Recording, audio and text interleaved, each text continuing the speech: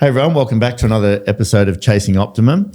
I have a very special guest here today, and I would say, look, I know Alexander Phillips, they say he's the number one real estate agent in Australia, but I think you are the greatest in the world, Michael. Oh, you're nice to say. Michael Pallier. Alex is pretty amazing. Yeah. Thank you for coming today. Matt, you're pretty amazing real estate agent. Yeah. And someone told me that you were so fit that you sold your car and you just run to appointments. You don't drive your car. Is that true? That would be good. I actuly used to run to appointments when I had no car. So that was true? Yeah, back when I started. Yes. That's amazing. I appreciate your time today. I think everybody knows you, but doesn't know much about you. Yeah, I've been around a long time. I would say. Everyone knows. Even when I walked in here and I was talking to Adam Ross, and he said, "You're getting Michael Pallier in today?" I said, "Yeah." He goes, "Mate, the figures that guy does, unbelievable." Yeah, no, I work in an area with expensive properties. Very humble man. I worked out my sales last night. I thought I'm going to see you today, so I better work out my sales. So in the last month, I did 14 sales for a total of 313 million. So I can Unbelievable. I can let you know what they were. If you had a sec. Yeah, this is in the last 4 weeks. So I started off with a $54.6 million sale. That was a house in Rose Bay. And then on the same day, I had a $43.5 million sale. And then on the same day, I had a $22.5 million sale. And then it just went on from there. So then I had a $42 million sale last Friday. I also had another sale last Friday of $26.75 million. And in between that, I had another sale of $35.5 million in Watson's Bay. This is in the last 4 weeks. And then another sale for $18.8 million in Vaucluse, and another one in Vaucluse for $13.4 million. And then a sale in Willara for $10.6 million. A sale in Bellevue Hill for $8.5 million. A sale in Bellevue Hill again for $6.66 million. Another sale in Double Bay for $5.225 million. A sale in Bondi Junction for $2.25 million. I'm just trying to think if I've missed any. It worked out. It was $313 million in 14 sales. That's amazing. I was very happy about that. Yeah, I bet you were. That's fantastic. So, on that note, you still seem to get very excited about these sales. The $2.25 million was just as important for me as the $54.6 million because it was a client that I've dealt with before, and I'm good. I actually have a great relationship with that lady, and also she was selling it for a wonderful reason because she has a daughter in Israel who's a doctor, and she's voluntarily helping people that are affected with this terrible war that's going on. Wow. So she's selling that investment property to give the money to her daughter in Israel to keep her going. Amazing. So that to me was an incredibly important sale. That's awesome. Yeah. That's so good. So can we go back a bit? So for people that don't know you, some might not, and my audience is very varied. Yeah. So how long have you been doing these interviews for? Because I watched an interview that you did with Bill Bridges, I think 11 years ago. Bill Bridges is that iconic agent who's now 96 years old. It was one of the best interviews I've ever seen. So that was 11 years ago. Yeah, quite a while. How long would it I've been videoing stuff almost since social media started, maybe even before, maybe. And do you know how many people would have watched your videos during that time? Jackson would, I wouldn't know. Be quite interesting. Yeah. So back to your beginnings. Yeah. Rolls Royce. Yeah, I grew up in Wollongong. My parents are still in the same house I was born in. They've been there. They're very bad for the real estate industry because they've been in that house for 63 years. 63. So how old are you? I'm 59. 59. Yeah, so awesome. I was born in that house. My parents are still there. My mum's 87. My dad's 90. They're in perfect health. I went down there the other day. My dad had been on the roof. He was painting the roof. And I said, Dad, at 90 years old, you shouldn't be up on the roof. And then my mum's up on the back garden and he bought her a hedge trimmer for Christmas. So she's up on the back doing the hedges. I said, it's not a good idea. 87. Have you ever thought about paying for a gardener for them? I offered to do that, but they like doing their own work. But they're in perfect health. And they live a very simple life. Like they've never had a mobile phone. My mum came here as a 10-pound pom when she was 12 years old with her parents, and she's never left Australia since she came. And my dad's never been overseas. He's 90 years old. Gee. Yeah, it's quite remarkable, huh? But they're happy. They're very happy. Yeah, they have a good life. Yeah, well, maybe we'll get them on one day too. Yeah, well, maybe. So you got in. You were selling Rolls Royces because you have phenomenal customer service. That I think if we think about brand, and I've known you for a very long time, both from afar and personally. Yeah, you've been very kind to us. Yeah, and vice versa. And the thing that you're known for is your service. Yeah, humility and service. Yeah, I try and give people really good service. So virtually all of those sales that I did last month, they're people that I've either sold for before or friends of people I've sold for before. It's all repeat referral business. And pretty much most of the people I'm selling to, I know them too. So say I'll list a house, I'll think, who would that house suit? And then I'll think of, they might not be in the market, but I'll think, I think I've sold about 1,600 houses houses and apartments since I started in real estate 27 and a half years ago, pretty much all in the eastern suburbs. So there's a huge amount of people that I've dealt with that I know. So as soon as I list a house, I'll think, who would upgrade or maybe downsize to this property? And then I'll get on the phone and I'll ring them up and I'll say, look, I know you may not be thinking of selling at the moment and moving, but I just thought of you for this property. Would like to come through and have a look? And quite often they'll buy. So you stimulate their thought pattern? All the time. So I trade one person out of one property into another property, and a lot of off-market sales. And like the $43.5 million sale, the same day those people, I put them straight into a $22.5 million apartment. So just a quick trade, and it's great. Yeah. So good. Yeah. So tell them about Rolls Royce. I just love cars. Yeah, but you started, did you be selling them? I started as a motor mechanic. A motor mechanic, yes. Tell me the story. I'd like to know. So I came out of Wollongong, used to catch the train up and down from Sydney every day. Loved it. Get up, 4 o'clock in the morning, get on the train, come up. And then I did that for 10 years, back and forth. So 7 of the 10 years I worked in the workshop. And at the end of my apprenticeship, which took 4 years, I won the award for New South Wales Apprentice of the Year.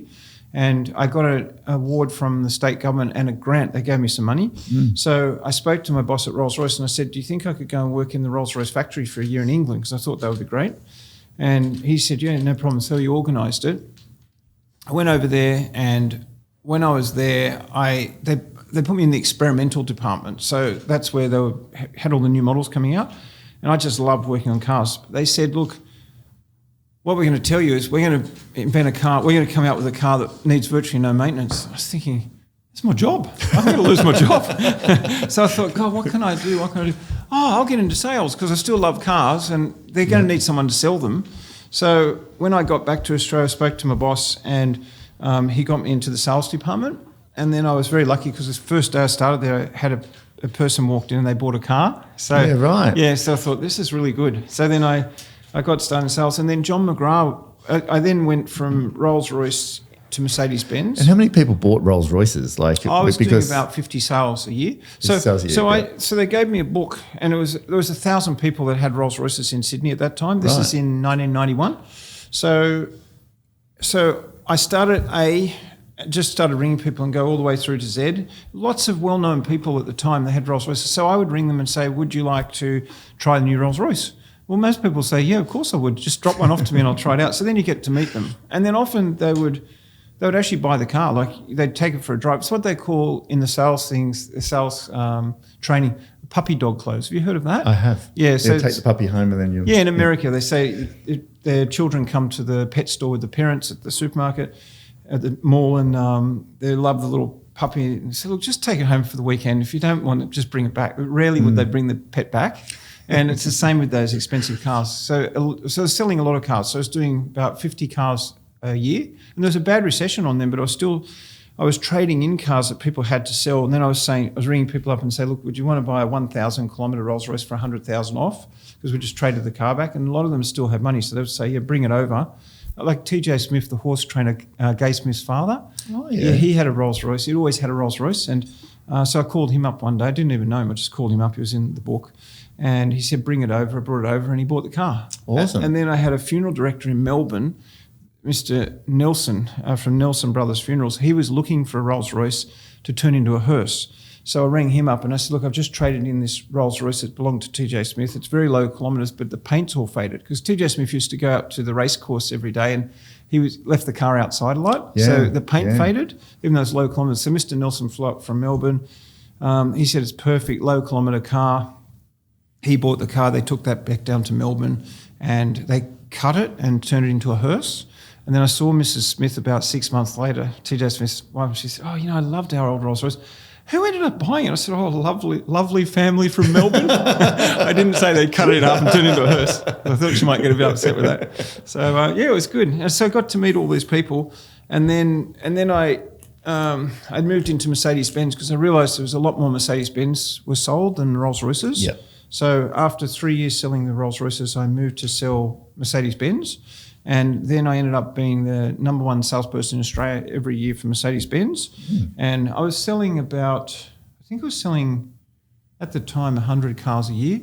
And at the time, I think there was 5% of all the Mercedes-Benz being sold in New South Wales. So Mercedes weren't selling nearly as many cars because they were very expensive back then. Yeah. They brought the price down now. Yeah. And that was good. And I met a lot of people as a result of that. And those people now, I'm sort of selling houses for the same people that I was selling cars to and worked on their cars. So is that where you learnt your customer service skills, dealing with these people? Yeah, very much so, yeah. I had a wonderful mentor, a guy called Harry Macklin. He was the sales manager at Rolls-Royce, and he taught me a lot about sales. And he gave me these sales tapes from a sales trainer in America called Zig Ziglar. Oh, yeah? And I used to listen to those on the way back and forth from Wollongong. And Zig Ziglar says, I would recommend to anyone wanting to get into sales or anyone in sales who wants to learn more about it, listen to the Zig Ziglar tapes. You can probably get them online now. But his thing was you can have anything in life you want if you just help enough other people get what they want. And I still live by that today. Yeah, very true. It's the same in your relationship, right? You just help your partner and you help the people you work with. And if you do that, you create a great culture and a good team of people that want to stay there. And when you've got a great team of people, you can do great things. You can. So you're Sotheby's now? Yes, I've had the Sotheby's license for New South Wales for the past 13 and a half years, I think it is, or 13 years, yeah. And is it New South Wales or Australia? New South Wales, yeah. I've got it for New South Wales and ACT. So I've got a 50-year license agreement with them, and I think I'm 13 or 13 and a half years into that. So you used to be Rain and Horn. Yeah, I was Rain and Horn originally with my you and two other partners. My partner, and ended up with three partners. Yeah, there was Barry Goldman, Rick Serrao, Martin Maskin and myself. We were all equal partners, and I was the licensee of the office. And then Sotheby's approached me from New York and said, we want to partner with someone in Australia. We've been researching the market. Would you be interested? So I flew over to America, met with them in their boardroom in New York, worked out a deal with them, came back and I spoke to my partners and said, do you want to be part of it? And Rick wanted his two sons to come into the business, Rick Serrao, so he thought it'd be better if he stayed Rain and Horn. And then Martin Maskin's 10 years older than me, so he said, look, I'm a bit old to be wanting to start a new thing now. And then Barry Goldman's brother, Mark Goldman, they're now very successful buyers agents. And Barry said, look, if you wanted to sell your shares in Rain and Horn, the quarter share, my brother Mark would buy it.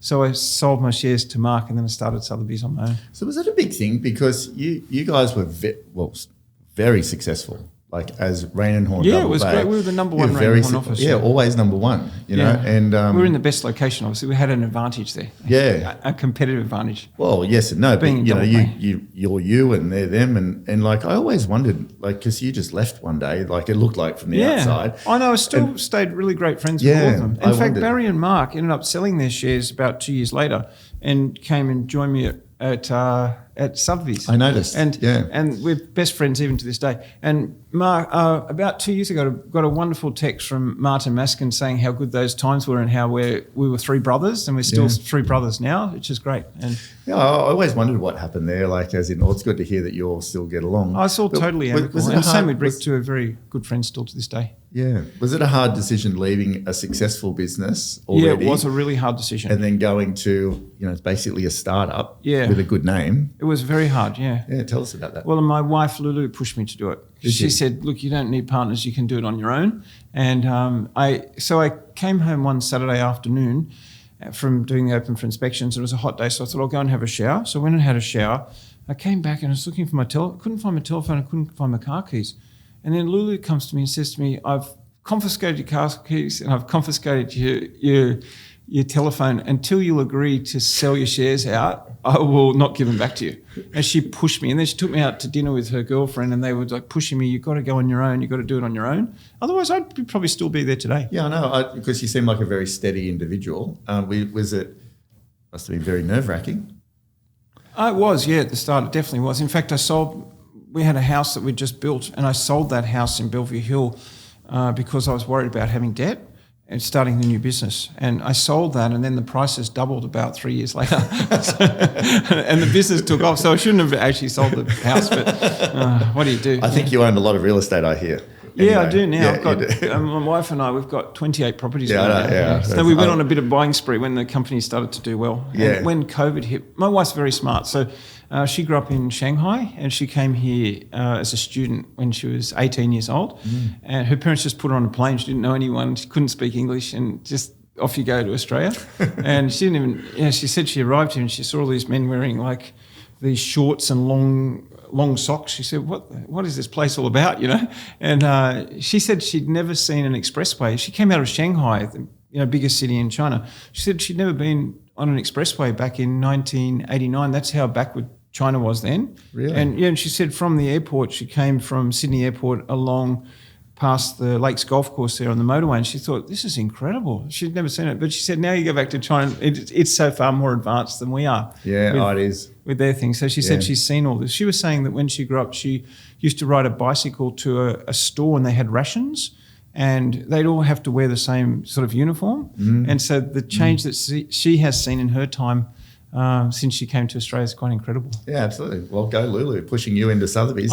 She runs the whole business. She's very smart. Does she? Yeah. She's, so what do you write a year yourself in fees? I don't even know. Roughly? I actually don't know. I know you don't know because I hear it all the time, but people that know you said, he doesn't even know what he writes. I don't know. Yeah. No. Would it be 20 million? No, I don't. It would be nothing like that. No? It'd be up there. I know it's nothing like that. I can tell you that. No, it wouldn't be anything like that. No, I don't know. Ask Lulu. She would know. Yeah. Do you prospect?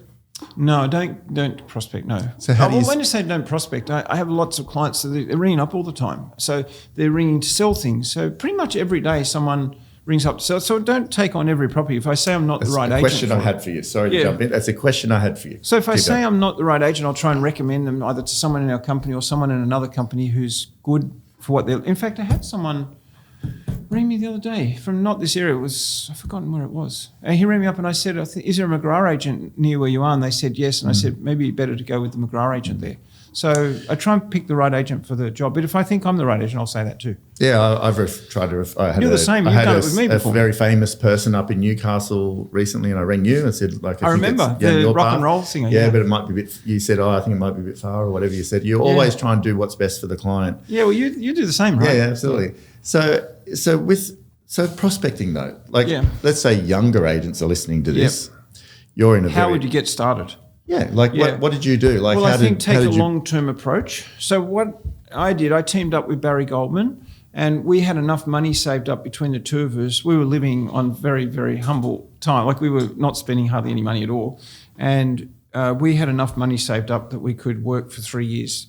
We had no families or anything. We could work for 3 years if we had to without earning any income. We could still stay in the industry because we thought it could take us up to 3 years to get going. It was very hard. The first Where were you then? Is this in Rain? I know you were in McGrath. Yeah, so Barry you used to be McGrath and then you went to Rain and Horn and then you're Sotheby's. We spent a year at McGrath. Then we moved to Double Bay to work for Bart Doff, who was like the top agent at the time, who was an amazing agent. So Barry and I worked for him, and then we stayed there for, I think, 3 years.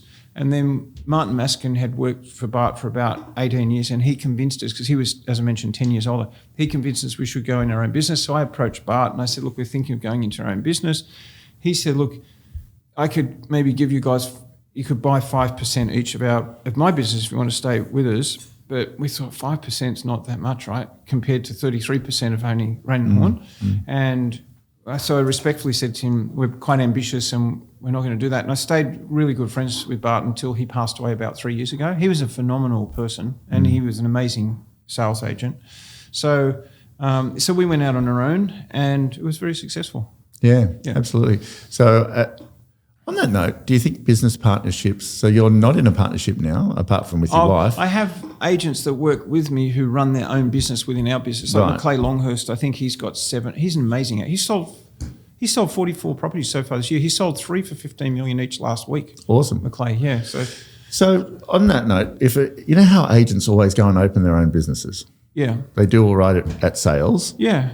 What's your view on that? Oh, if they want to do it, great. I mean, I've had agents leave us and said, go in partnership with other agents and then come back again. Yeah. But it depends what you want to do. It's very hard to run a business because it's a completely different thing to selling. So the agents that I work with, like McClay, he's running his own business within the business. I think he's got 7 staff with him, and he's got a lady, Emily Davidson, who's amazing, who's been with him for about 10 years, and she does the day-to-day running of the business, and he's an incredible sales agent, and so is Emily, actually. So they are hugely successful, but he doesn't want to have the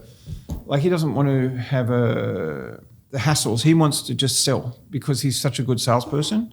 And then we've got Clint Ballard with us. They're running their own business. They're phenomenal. Clint Ballard, James Ball, Nick Wise, they're all running their own partnership under our umbrella, and they're hugely successful. We've got Alex Phillips' brother running an office for us up in Byron Bay. Yeah, right. He's hugely successful. I think he sold 4 properties last week.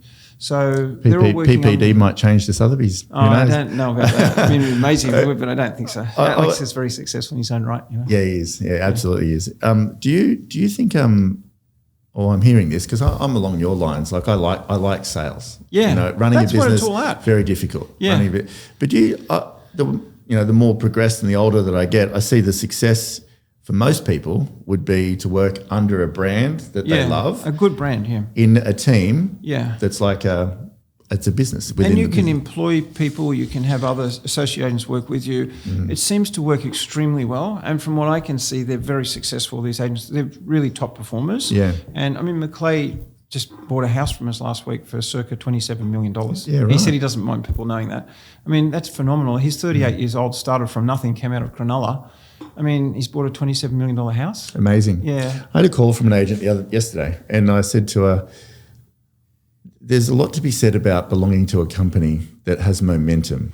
Yeah. Rather than just going off and starting your little home-based thing or whatever, and attaching your wagon to a brand, a leader, and then running your business within that. Yeah. I think people underestimate the power that has in the market as well. I mean, look at you with your McGrath Association. I love McGrath. Yeah, it's a great brand. Love it. Great company, yeah. It is. John, love the leadership, all of that. John's so good, isn't he? And the best. Yeah. The best. So, I think people get the same benefit in your business, John's business, because just starting your brand and then having to think about websites and this and that. Very difficult, yeah. Very difficult, yeah. I totally would agree with that, Yeah. If I was starting again, if I could join on to, I mean, I'm very happy with what I'm doing, but if what we have didn't exist, I would do exactly what you're talking about. Yeah.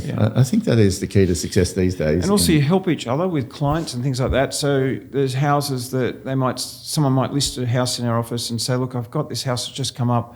I know James Ball's got a house, a $25 million house he's expecting to sell next week in Bronte. And he came to me and he said, look, off the back of the houses you're selling in Vaucluse, Bellevue Hill, Watson's Bay, do you think there's anyone that you could sort of push over towards Bronte? So I gave him the list of everyone that we've dealt with on those price ranges. So he's gone back through those. So it's obviously helping the vendor too, because it's getting to a market that they wouldn't normally get to. So if you're working by yourself, you couldn't do that. You couldn't. I think you missed those opportunities. So did you work in area? Like, is that? Yeah, I do. I work being Sotheby's, you're everywhere, aren't you? Well, the office is, but I pretty much work Darling Point to Watson's Bay. Occasionally do a sale in Mossman. We're doing one in Hunters Hill at the moment. We'll do occasional sale if we know the vendor, if it's a good property, and the owners are good to work with.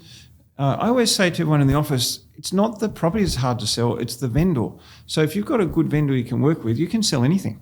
But if you've got a vendor that's not aligned with where you're at, then it becomes challenging. So what do you do then? Well, it's like some of yours must be in dreamland because they might think it's worth $100 million and they've got a lot of money, these people, and they're not easily pushed around, like as in they don't listen because they're very successful in their own right. Yeah. What do you do? How do you align an owner? Case by case basis. Every vendor obviously wants to get the most they can, but most of them are pretty intelligent. So you can talk to them about what has sold in the area and you can give them case studies and then they'll normally work with you. What if they say to you, Michael, look, we know you're saying it's worth 50 million, but I want 70 million. Well, I had one recently. What do you do? No, I had one recently. I got called in on it and the manager of this owner called me in and he said, this is how much we want for the property. Are you sitting down? I thought, am I sitting down? Why is that? And he said, because we want $50 million for the house. Just sold it for 35.5 and they were over the moon. Yeah, it's funny, isn't it? Yeah, when it gets closed. So I you took did it that on? with Stephen Zollner, who's my very good friend. He's he's the number one agent at Lang & Simmons. I work with him a lot. We did it together. It was actually his school friend he went to school with. So it was hard for Stephen because, it's his school friend. He said he wanted 50 million. How are we going to break the news to him that's worth 35 million? Was it a progressive thing, or did you just list it at 50? We listed it twice. We listed it last year and we auctioned it, and we got to 35 million at the auction. And then he said, no, I want 39.9. And then we relisted it again this year, put it back to auction and sold it for 35.5. So it was compelling evidence that was what the house was worth. The owners were wonderful to work with. They live overseas, so they weren't really in touch with the market here. But we were able to show them that we did everything we could possibly do. And let's face it, 35.5 million is a lot of money. It was a record for the street. What do you do in a listing presentation? Oh, I just go and see. I know most of the people, so a lot of the time, like I had one this morning. But do you take anything? Sometimes I'll take some comparable sales along, or take along what a marketing budget would be and all that kind of thing. I had one this morning. A client sent me an email at like 5:30 this morning because he lives in America, and he's just got back to Australia. And he said, "Look, let's go ahead with the sale." So I haven't even been to the property. I know where it is, but I'm going to hopefully go there this afternoon. But I know where it is. I know what it's worth, but I haven't actually seen the property. But he knows me, and I've shown he and his wife lots of properties, and they're comfortable to go ahead. So how does an agent build their profile like you? Oh, it just takes time and a lot of work, a lot of time. You have to spend, often spending 7 days of work and out there. And also if you build a name and you get great prices for properties, people hear about it one way or the other, and often they'll just call you in. Do you adjust fee? Oh, yeah, I do, yeah, depending on the value of the property. So if it's a very expensive property, the fee is obviously lower than a less expensive property. What's a $50 million house? What's the fee on that? Is it 1%? That was 2% including GST, but I had a co-agent on it. That was Brad Pillinger and I. So 1% each? Yeah, 1% each, yeah, right. Including GST on that one. Do you do sliding scales? Sometimes, but I find for some reason the sliding scales that the vendors come up with, it's very hard to meet their targets. But I do have a few that are in sliding scales. Sometimes I forget what the scale was, because my job is to get the best I can. And do that. You've had the same thing? Sorry, I keep going, yes. No, do you have the same thing? Yeah, I don't do them very often because I just say, I'm just going to get the best price. Anyway. That's how I look at it. Yeah, right. That makes no difference to me. I'm going to absolutely get as much as I can for the property. The sliding scale is not really going to change it. But some vendors like that, yeah. So do you close? Do you all close the time. like in a listing presentation? Do you like ask for the business all the time, or do you just say, no, I'm Michael, just call me whenever? I'm always asking them, we okay? Would it be okay if we go ahead on that basis? Okay. Is that all right with you? And if they say no, then is it okay now? Would that be okay if we go ahead? I always do that. That's what you've got to do in sales. Because remember, I sold cars for a long time. Yeah. If you let a buyer walk out of the showroom, it's highly likely they'll go to another showroom and buy the car somewhere else. And I found over selling hundreds of cars over the years that often just ask for the order. A lot of the time, if you've done the process and they're ready to buy, they'll often say, yeah, fine, let's go ahead. But if you don't ask the question, you've got a duty to your owners to ask the question. When I went to see Sotheby's in America, I sat with them in their boardroom, and I sat with them for about 2 hours, and I was with the managing director of the whole company. And at the end, I said, so are we okay to go ahead with that? Do we have a deal? And I put my hand down and shook his hand. He said, Michael, out of all the people in the world that I've dealt with, you're the only one that tried to close the deal with me in the room. And he put his hand down and he said, you got my vote. I've just got to make sure everyone else is on board. And close the deal with him. There's nothing wrong with that. Good advice. Yeah. If you're talking to a buyer or a seller and you think it's time to close the deal and you don't close the deal, you've done an injustice to yourself and to the client you're working for. You've got to ask for the order. So if they say, I want to think about it, like, thanks for coming over today, Michael, I want to think about it. Yeah, often they say that. I'm going to have a think about it over the weekend. And then I'll say, I won't hound them. Sometimes I say, fair enough. Or other times I say, is there something that you need to know about now? Is it better that we just work it out now and we get on with it? I heard that you're an amazing listener. And you'll sit with a lady and an old lady and just listen for 3 hours. Oh, I enjoy it. Yeah. I had one. Do you think that's a skill of like a skill strength? Is that do you think that's something that a lot of agents aren't good at? I don't know, because I don't go in with other agents in their listing appointments, but I do know that it's about pacing people. Some people are really busy and they don't want to talk much. They just, cut out the small talk and get on with it. So you have to pace people and work out what suits them. Other people love to talk to you. I sat with one gentleman, an amazing guy. He was in the Holocaust, and at the time he was about 90 years old. He's passed away now. And then he was shot by the Germans, and he was a tailor. So I sat with him for 4 hours one Saturday night, and he told me his whole story. It was an incredible story.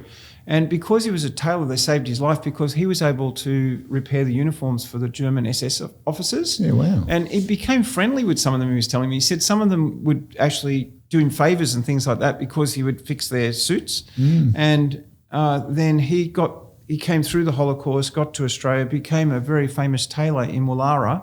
And he told me that he used to do the suits for Sir Frank Packer, and he'd have to get there at 8 o'clock in the morning to his big mansion up in Victoria Road, Bellevue Hill. And the secretary would say, look, he'll come out of the shower and then he'll be ready for you to try on, he put his clothes on and he'd be ready for you to try the suits, and he'd do all the suits. And he was a tailor for many famous people over the years. And then he bought himself a property in Woollahra, then he bought a house in Vaucluse, all out of being a tailor. But what an incredible life. I sat with him for 4 hours and ended up selling a house for him. It seems like you're genuinely interested in people. I love all these people. Yeah. They're amazing. Do you send a pre-list kit? No. No. You just say, I'll be there at Thursday? And they say, got an appointment, look forward to seeing you then. I'll confirm it normally the morning before. And I should probably get references, but I don't even get references. If you do research, I don't. But I just think if they know you and their friends know you, they'll refer you. So do you compete for business? Oh, sometimes you do, yeah. It's pretty. So when you've got market. your competition hat on, like what are you doing? Are you still turning up and just having a few comparables? Nothing different. Nothing really? Different. Yeah, nothing different. You don't get every listing. You won't get every listing. But I mean, I'd imagine the market down here is very competitive. Yeah, it's very competitive. Yeah, there's a lot of agents. Yeah. So as soon as you list a property, there's a lot of agents calling the owner saying, if he can't sell it, I'll get it. I'll take the listing. I can sell it. And I welcome them to introduce buyers if they want to introduce buyers. Yeah, you're very good like that. Yeah. And do you follow up? Like, what's your follow up? If let's say they say, Michael, I want to see another agent. Tomorrow, on whatever. The client. If the how client, do you follow up? If they're difficult, I'll leave it and I'll say if they want to call back, they can call back, and if they don't, there's no problem. But if it's one you really want to get, you'll be on to the client straight away. And what do you do? I just follow them up and say, are we okay to go ahead on that basis? And often they'll just say yes. Really? Yeah. A lot of people I've dealt with before, so I've had dealings with them before, so it's quite easy. And most of the time, you don't really compete that much with other people because you've sold for them before. And do you use a database? Like, are you? All the time. What do you use? Yeah. What database Francis, do you use? I work with, he organises all of that. Okay. Yeah. So I have an amazing team of people. So I've got Francis Egan, Mary Lynn, Alina Setter, Mel Popple, and my nephew Spencer's son, who's Chinese. So those people are that's your team? Yeah, and they're amazing. So as soon as what do they do? Tell me what they do. So Francis has worked with me now for over 10 years. I've known Francis since he was 6 years old. His father and mother were one of my very good car clients. So he's now 40 years old. And I treat him a bit like my son, right? He's really good. So Francis is amazing. He did law at university. He went to Sydney Grammar. He's very bright. He was working in a law office. He wasn't enjoying it. About 10 years ago, I was talking to him and he said, I'm not enjoying this at all. I'm dealing with people's problems all the time. I said, why don't you come work with me in real estate? So he's been with me now for 10 years and he's my right-hand person. So Francis is great with the database. So as soon as a lot of the properties we list, if they're expensive, we'll take them on quietly for a couple of weeks just to see if we can attract some interest, because a lot of the owners are pretty private and so are the buyers. So I can go to Francis and say, look, we've got this house coming up. It's $25 million. It's in Vaucluse. It's got a tennis court, this and this. So he'll come up. I actually did that last week, funny enough, on a house exactly matching that description. Now, Francis came up with 338 people that have been through our inspections that had a budget in that price range. And they're all on our database. So he sent a text out to all of them with a link to the property. We had the property photographed, and then we started doing our first showings on it. It hasn't even hit the market yet. So we sell a lot of properties off database. So there's Francis? Yeah, Francis. And then there's Mary Lynn, who's been with me. Do? She's been with me for 13 years. She's amazing. Mary actually works with me on the properties, on selected properties, and we work together. A lot of the expensive properties. So one we sold last week for just over 26 million. Mary and I did that whole campaign together, and the owner rang me yesterday. He said he was so happy with the way it was all handled. And so Mary is my right-hand person on that. So they're like associates. So it's Francis and Mary? Yeah, absolutely. And then who else is there? Then I've got Alina, who's my EA, Alina Setter. I recruited her. She was actually ex-McGrath, funny enough. And I found anyone who's trained in McGrath is very good. Yeah. In general, I found Yeah, that. they are. So, yeah, Lena's amazing. She works with me. So she's my right-hand person. So she comes with me to appointments, and they're all right-hand people when I think of it. No, they are. They're all really good. So I do different people for different roles, you know? Yeah, And they're all they're multi-skilled. Yes. So she'll help me at the opens. We'll come on listing appointments together sometimes, and same with Frances, same with Mary. And then she'll help me with vendor reports, and we can do callbacks, and we just work as a team. And then I've got Spencer, my nephew, who I've raised since he was 16 years old. He's now 35 years old. So my wife and I picked him up from the airport. It's my wife's oldest brother's son. Wow. When he just turned 16, his name wasn't Spencer, it was Leon. And so I renamed him Spencer because I was dealing with a client who was very successful, who I liked, who I'm still dealing with now actually, and his name was Spencer. So I thought that's a good name. I asked my wife, we'll call him Spencer, because when you come to Australia, you have to make an Aussie name. Otherwise, people say, who's Leon? Yeah. And so he went to Scots. He lived with us for about 5 years, went to Scots College. We raised him as our son. Went to Scots College. Now, he couldn't speak English couldn't speak one word of English when he arrived when he was just 16. 2 years later, he schooled for 2 years at Scots College. Finished the HSC. I think he got 96.6% of the HSC. He couldn't speak English 2 years before. I've never seen a guy work like him, day and night, learning English and all that. And he said to me, look, it's so competitive in China. You come to Australia, you see the opportunities, you just go for it. And then he got into Sydney University, did accountancy, and then he worked in our office as an accountant to start out. And then he progressed into sales. And he's really successful because he deals a lot with the Chinese market, and he helps me a lot with dealing with Chinese clients because he's fluent in Mandarin. And he has a huge database of people. He's got over 4,000 Chinese people on his WeChat database. So we go out to them every week with our new listings. It's amazing. Yeah. So how do you pay them all? Is it all on splits and stuff? Yeah. So it works case by case basis. So I just did a sale with Spencer last week. And so he'll receive 20% of the selling fee on that. We just work it out between us. So you just work out what the property is and then go from there. Yeah, sometimes he'll do less. It might be 10%. Sometimes they'll get 35%. Sometimes they'll get half. Yeah. And same with the agents in our office. We just do it case by case. Do you do the same sort of thing? I do. And our team has sort of chunks of it. Like Jordan's 24%, sort of similar. Yeah.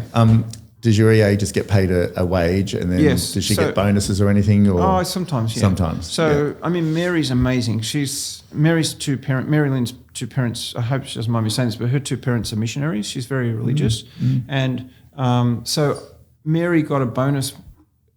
She got a bonus, and I said to Mary, I'm happy to pay you this bonus, And Mary said, look, thank you very much, Michael. But she said, there's been a tsunami overseas. I think it was in the Philippines. And she said, I'd like you she said, I want you to keep it low key. Can you just donate it to the tsunami? Oh, wow. What kind of person's that? Yeah, it's good. So, yeah. So what advice do you have for agents that are struggling right now? If they're in a slump and they're struggling? It's hard, isn't it? Because it's a mental thing. What advice do you have? Because obviously it's not easy. Seen all sorts of I think you've got to get your own life in order. If you're having personal issues, it's very hard. You have to be very focused. Not just in any sales role, you have to be very balanced and very focused because it's lots of ups and downs. You're facing rejection a lot. They tell me actors are the same. They're facing rejection a lot. So you can see actors go off the rails a lot, don't they? For sure. Yeah, and I think real estate agents is not much different. I'm not saying they're actors, but I'm saying that the rejection is very similar because you either get the listing or you don't get the listing, but you can't take it personally. Just because someone doesn't want to use you to sell the house doesn't mean they think you're a bad person or anything like that. They might have an alliance with someone else. They might have gone to school with them. It could be a family member, or they might just think that they're better at doing the job than you are. But there's lots of people out there. There's lots of properties getting sold. So you've only got to get your little share of the pie. And if you can get a bigger share of the pie, that's good. But if you can get enough to keep going, that's important. But I think you have to be disciplined. As you look at you, I mean, you're a very disciplined person. What time did you get up this morning?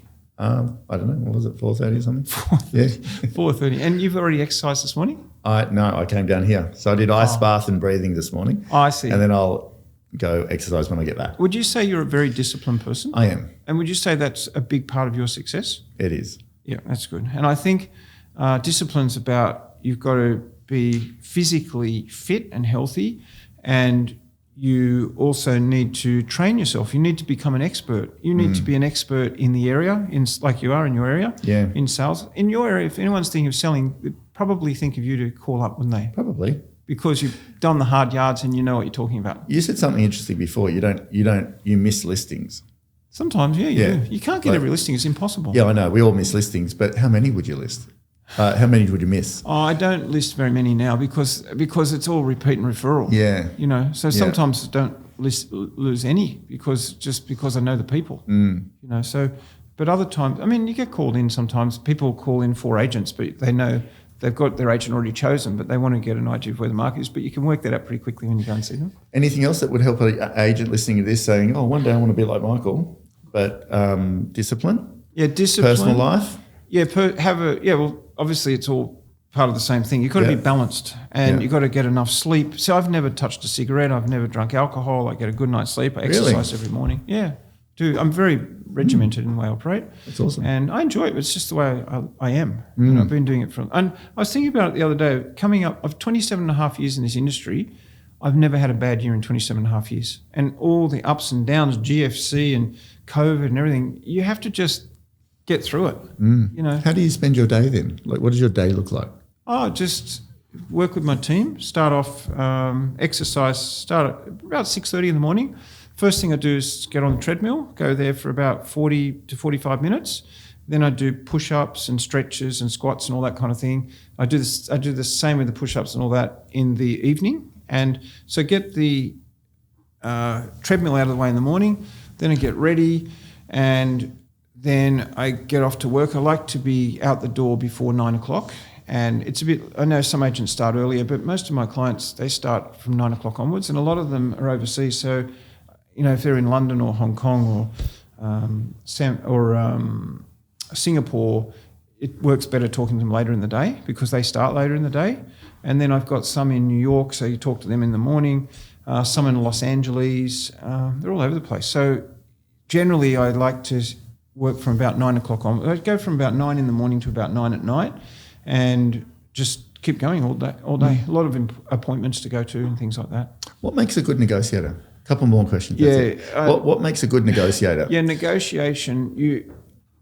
Someone said to me the scoreboard doesn't lie, right? If you're getting the results and you're constantly getting good prices for properties for people, you're obviously a pretty good negotiator. So I think listening is a big thing, and body language, sussing out if someone really, really wants the property, because if they really want it, they'll pay the extra if they've got money. And as an agent, you've got to suss out, do they really want this property? If they're in the house and their children are saying, I'm choosing this bedroom, this is where the grand piano will go, and they're saying, you know, what sort of settlement do you think the owner will take on this? Has there been a building inspection report done? You know they're getting mental ownership. So they're checking the garage to see if their car will go in the garage and all that kind of thing. So I'm taking that all in when I'm talking to people. I'm watching their body language. If they're excited and they sit down on the lounge. I had one yesterday, the husband and wife, they sat down on the lounge. He was taking a video of the property and they live interstate. And I'm thinking, and he's a very busy person, so is his wife, and I'm thinking he will not be taking the time to video this property if he's not seriously interested in buying it. So I'm hoping that they will buy that property hopefully the next few days. So, and other people just come through, they don't take much attention, they don't open up drawers. Well, they're probably not that keen.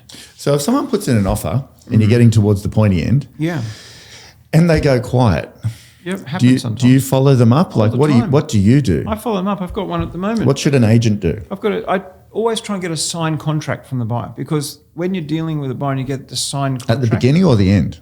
Whenever. If they're not ready at the beginning, I can't get the signed contract. But if you have to suss out, when are they ready? When do they have that mental ownership? When are they ready to sign the order? And if you can work that out, and then you can say to them, they'll normally make an offer, and I say, look, could you formalise that on a contract? Because it's far more powerful if I go and see the owner on a signed contract, and they'll normally do that. So that's how I sell. And if the owner says no? The buyer. If the owner says no, the owner says no, I don't want that offer, I'm Michael, in that contract. I'm talking to the owner the whole time, so I pretty much know where the owner's at when I'm talking to the buyer. And often I know the owner will take less, but I'll get more. That's always the best, isn't it? And are you gauging that based on their emotional ownership? Like what did you call it then? Something mental ownership. It's all about mental ownership. Are you basing where you're shooting this owner, the buyer, on, I reckon I could take them here, even if the owner's at 5 million, and you go, I reckon these people pay 6. I haven't many times. I've had times where there's like, I know the owner will take 5 million. I had one I sold for 95 million. The owner would have taken 90 million, and the buyer paid 95 million. The owner was very happy. So, you know, it's...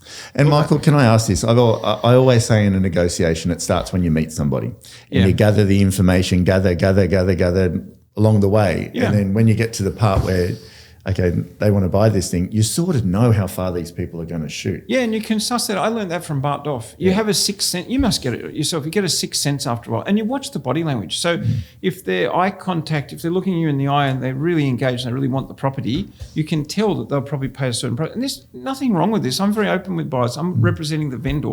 I'm not representing the buyer, right? So we've got to get the best deal we can for our vendor. So if you watch the body language, they're very enthusiastic. They're walking around the property and they're sitting down the seat. I've had them ask, can I lay on the bed? No, I have. I had one guy brought his flippers and it was a waterfront property. He was out the front, like checking out the rocks under the water. And I thought, if he's not engaged, I don't know who's. And he bought that property. So the thing is that, so you're sussing that out the whole time and you're watching their reaction. So if they become very defensive and they're like that, you know they might be at their limit, you know. But if they're like that and they're pretty comfortable, well, normally you can negotiate with them. Do you get nervous? No, I never get nervous. No, never. No. Yeah. That's I amazing. sold one to Andrew Forrest, you know, from Fortescue Metals. The metal guy, yeah. Yeah, so I listed an apartment in the city and someone had told me that he owned the apartment next door, and I'd had an inquiry from Mrs. Forrest about a year and a half before, and one of the things she said was, we're running out of space at our apartment in the city. So I thought, oh my God, this vendor rang me up and said, I've got this property, her dad's property, and her father had passed away, and it's in this particular building in the city. And then someone had said to me, someone had just mentioned Andrew Forrest and Mrs. Forrest own the apartment next door, and I thought, God, Mrs. Forrest said she needed more space. This is exactly the same unit, a 3-bedroom unit, right next door on the front. So the first thing I did, I rang up, Francis, who I work with, who's very smart, he got on to Mr. Forrest's manager, and then he put us on to his PA, who's down in Perth. And then the PA said, look, Mr. Forrest will be coming up to Sydney on this day. He hasn't got much time. He would like to see the apartment. So I was waiting for him. And they said, look, you have to be there right on this time because he's only got like 15 minutes. And so he came in. I'd never met him before. He went into the lift, and just the two of us going up in the lift. And I thought, I better say something. And I said, oh, Mr. Forrest, it's an honour to meet you. And he looked around. He was the nicest man. He looked around and was like, is there someone else in the lift, you know? He said, what, me? Why would it be an honour to meet me? And I said, well, I've seen on television what you've done for Indigenous communities and all the charity work you and Mrs. Forrest do. It's an honour to meet you, great Australian. He goes, mate, I'm nothing fancy, mate. He goes, I'm just a boy from the bush, nothing flash about me. So I thought, what a great guy. So we get out, we walk down, and his daughter came along too, and she was lovely too. We had a look at the property, and it's north facing, it looks at the Harbour Bridge and Opera House. His is on the right-hand side. There's a wall in the middle where the kitchen is. They're both 3-bedroom apartments, and then the one that we listed was on the left-hand side. So if you got the two, you'd have the whole front of the building. It's phenomenal, and in Circular Quay. So he said, come into my unit. So I went into his unit, stood on the balcony looking at the botanical gardens and the opera house, and the bridge was sort of around there.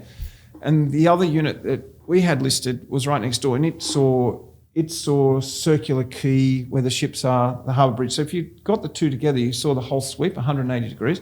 So he asked me a question, and he said, if you were me, which would you rather have? Would you rather have the one I've got, or would you rather have, which do you think's better?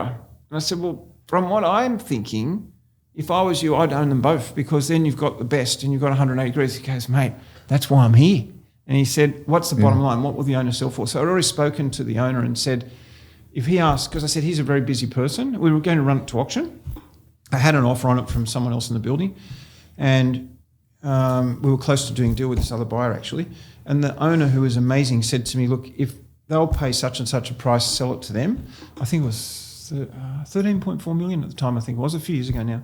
And so I said to him, look, we've got this other offer. He's from someone else in the building. I've spoken to the vendor because I thought you were going to ask that question. The owner said, I think it was $13.4 million. We'll do the deal with you today. We know you're very busy. We won't mess you around. And he put his hand out and he shook my hand. He said, done deal. He said, talk to my PA and she'll organise all the paperwork. And he said, I've got to go now, because he said, wheels are up in a certain time. And I don't know what wheels are up meant. And then On the plane? Yeah, it means his plane was going to take off. Yeah. I think he was heading off somewhere else. And I thought he was one of the most phenomenal people I ever dealt with. So I was probably good. with him for 15, 20 minutes. Sometimes they're more successful, more wealthy, the nicer they are, some of them. Oh, he was Like, phenomenal. yeah. And his daughter too, amazing Yeah. people. But it was really windy and his daughter's really slim. And she opened the door onto the balcony. I thought, she's going to Blow fly off. off the balcony. I thought, she's going to ruin the sail. Do But you- she was holding onto the railing. She said it's okay. Do you ever get pricing wrong?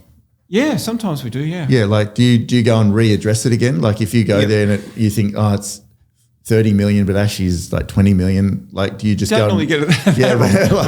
like, do you go and address it again? Like, what do you do? Yeah, because it's not an exact science. You think you know the market, but a lot of these properties are quite unique. So you can't say there's another one up the road. It's not like selling a terrace house or a unit in a normal building where you can say the one above sold for this, so therefore yours should be worth that. With apartments, you can work on square metre rates because I keep a table of luxury apartments and I share that with the buyers and the sellers to give some science behind why a property should be worth a certain amount of money per internal square metre. That helps a lot. But some of these houses we sell, these waterfronts, they're very hard to price. Is it worth 60 million? Is it worth 70 million? It's very hard to know. So what do you do? Well, I do my best. I try and work out what I think is the right price, and sometimes I talk to well-known valuers in the area, get their opinion on it. Sometimes they call me too and get when they're valuing properties because they have the same challenge. I talk to the vendors.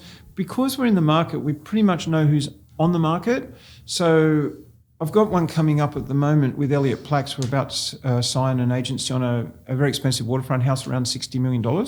So we both brainstormed on that and we said, who do we know is in the market? What do you think? And it's funny because he was thinking about 60 million plus and I thought the same. So we're quite aligned on that. So after a while you get a feeling for it, and yes, you do in your market. Do you think sometimes it's like you said, it's sometimes who's in the market? Yeah, that's right. Like you might have the perfect buyer in there, but if they're not, it could be. Well, it's funny. I had a sale last week, just over 40 million. And 2 weeks before that, I was talking to the vendor and he said, you know, who's on the market? And I said, as of today, there is no one that's in the market. I showed some people through, but I said, there's not a buyer for your house right now. But that can change. I explained to him, it just takes time. And within 2 weeks, we found a buyer and we closed the deal. Awesome. Over $40 million. Last question.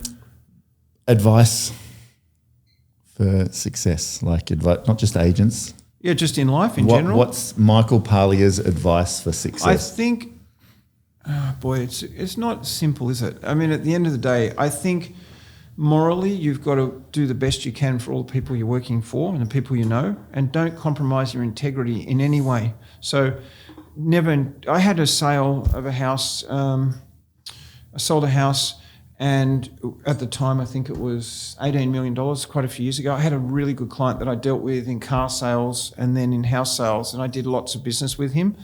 Now, I was selling a particular home. He wanted to buy this home. It was a high-profile home at the time. And I had him and another buyer on the house. And he said to me, Michael, you and I, we've known each other a long time. And he's a very successful businessman. And he said, we've done lots of deals together and you've made a lot of money as a result of knowing me from all the deals we've done. I said, yes, I do really appreciate your business. He said, I wouldn't normally ask this, but I ask you in this instance, sell me the house and cut the other buyer out because I really want the house. And I had his lawyer on the phone, who I know quite well. We were on a conference call. I said, look, I'm terribly sorry. We know each other. I feel that we have a great relationship. I can't compromise my integrity. I cannot do that for my vendor. And the vendor was in a very high-profile couple that were living in America. And I said to him, I can't do that. I've got to go back to the other buyer. I went back to the other buyer. They increased their offer. I went back to the other client. He was really upset with me. He said, it's above what I wanted to pay for it. You've done the wrong thing by me. I'll never do another deal with you again the rest of my life. And it really hurt me, but I knew I was doing the right thing. Guess what happened to him? He got hit by a car and killed. He was 79 years old, that particular buyer. No way. Yeah, not the guy that bought it, the guy that I had. Yeah, the dealt other with. guy. Can you believe that? Gee. Yeah, it was You didn't run him unbelievable. over, did you? No, I didn't run him over. No, I would never do that. No, it was a tragedy. It was a tragedy. It was Wow. about 5 Gee. years later.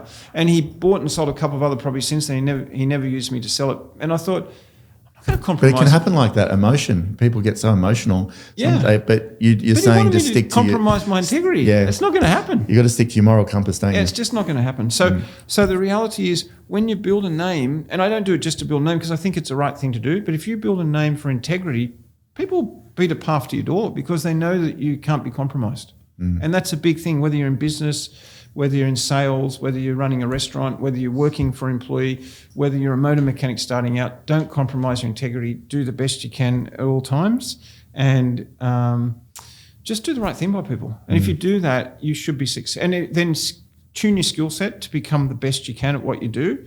Become an expert in the field, and people will probably want to deal with you. And do it in a way where you're polite with people. Try not to have conflict with people, and just make it easy for anyone you're dealing with. And give really good service. You can see why you've become so successful, Michael, and I've admired your career all the way along. So thank you for all you've done. Matt. No, thanks. Great. Thank great you for interview. seeing me today. It's been wonderful. No, it's the best. Thank you. Thanks a lot.